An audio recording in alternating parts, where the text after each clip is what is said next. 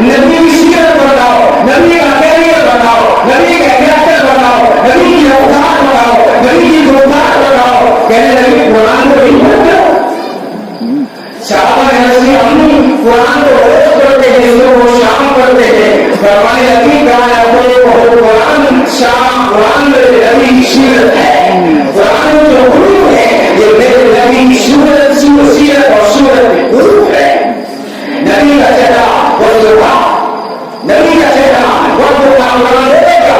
وضوحا نبی کا چہرہ وضوحا، نبی کی روحیں بدلیں، نبی کا سینہ نبی کی مشق الذي انزل الذي اور نبی کی شان ورفعنا لك ذکرک، اور نبی کی آنکھیں وخلق البشر، نبی کا زمانہ والحشر، نبی کا خزانہ اذا اعطيناك الكوثر، اور نبی کے دشمن کا انجام هو الابتر صلی اللہ علیہ وسلم صلی اللہ علیہ وسلم. تو دوستو یہ ایسا علی رضی اللہ عنہ نے کہ اگر میں صرف چہرے کو لے لوں اور اس کی روایتوں کو اکٹھا کرنا شروع کروں تو پھر سورہ کی اذانیں تو ہو سکتی ہے، میرا گلا تو پھیل سکتا ہے، یہ زبان تک سکتی ہے، سننے والے کان پڑھ سکتے ہیں، لیکن نبی کی سیرت کبھی ختم نہیں ہو سکتی. نبی کیا اوقات ہے کہ نبی کی شان بیان کرو، نبی کیا اوقات ہے کہ نبی کی شان بیان کرو. میری مثال تو وہی ہے کہ یوسف علیہ السلام کو خریدا جا رہا تھا تو ایک بری عورت ہے جو خاص کا پیسہ اٹھا کر یا بری کا پیسہ اٹھا کر لائن میں گئی. کسی نے کہا ارے یہاں تو بڑے بڑے قطار میں کھڑے ہیں، وہ عورت بھی آئی ہے جو 1000 سونے اور چاندی اور زیورات یا پورا موتی لا کے لائی ہے. یہاں بڑے بڑے بادشاہ لائن میں کھڑے ہیں، ایک دو خاص کے گٹر میں دوسروں کو خریدے گی. وہ کہنے لگی مجھے نہیں پتا ہے، میں یوسف کو نہیں خرید سکتی، لیکن کم سے کم قیامت کے دن یوسف کے خریدا اور میرا نام تو آ جائے گا. اس لیے تو ہماری کیا اوقات ہے کہ اس جو ہے تعلیم کرے، اس کی تعلیم میں خدا کو بیان کرتا ہے، اور خدا جو بیان کرتا ہے وہ کرتے ہی ساتھ بیان کرتا چلا گیا. یہ قرآن کے جو 20 پارے ہیں یہ اسی محمد کے حسن کے نظارے ہیں. صلی اللہ علیہ وسلم صلی اللہ علیہ وسلم صلی اللہ علیہ وسلم صلی اللہ علیہ وسلم.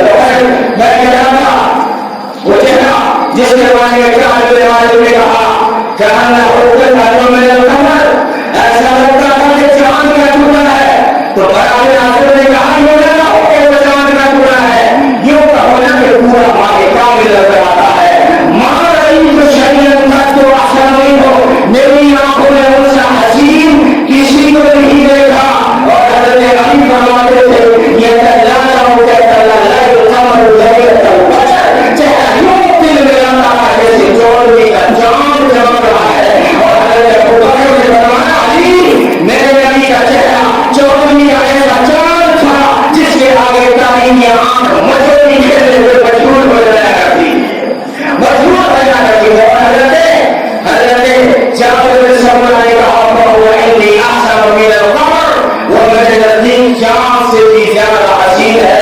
کسی شاعر نے کہا چاند سے تشبیہ دینا کوئی انصاف ہے، چاند میں ہی پر چھائیاں محمد کا چہرہ صاف ہے. صلی اللہ علیہ وسلم صلی اللہ علیہ وسلم صلی اللہ علیہ وسلم. تو پھر جو ہے حضرت جو جابر بن سمرہ کہتے ہیں میں نے ایک رات جب دیکھا نا کہ ایک طرف آسمان کے دامن میں تمہارا چاند چمک رہا تھا اور دوسری طرف مسجد نبوی کے آنگن میں سراج منیر سرخ کرنوں کے ساتھ ڈھل رہا تھا. یہ میں سرخ کرنوں سرخ چادر جو دلوں کا ترجمہ کر رہا ہوں، سرخ کرنوں کے ساتھ ڈھل رہا تھا. میں کہا دنیا آج فیصلہ کر لیتے ہیں، آؤ تجزیہ کر لیتے ہیں، آؤ دیکھتے ہیں وہ چاند زیادہ چمکتا ہے یا میرے نبی کا چہرہ زیادہ چمکتا ہے صلی اللہ علیہ وسلم. تو حضرت جابر بن سمرہ کہتے ہیں میں نے بار بار دیکھا اور پلٹ کر دیکھا، لیکن جیسے ہی نبی کا چہرہ دیکھنے کے بعد میری نگاہ چاند پہ جاتی تھی، مجھے پھیکا پھیکا نظر آتا تھا.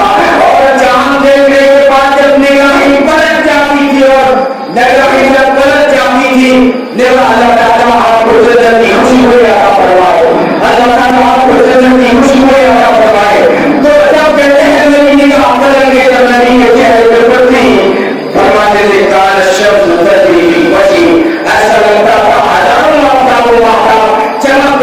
پہ چلتے ہوئے میرے آقا کے چہرے میں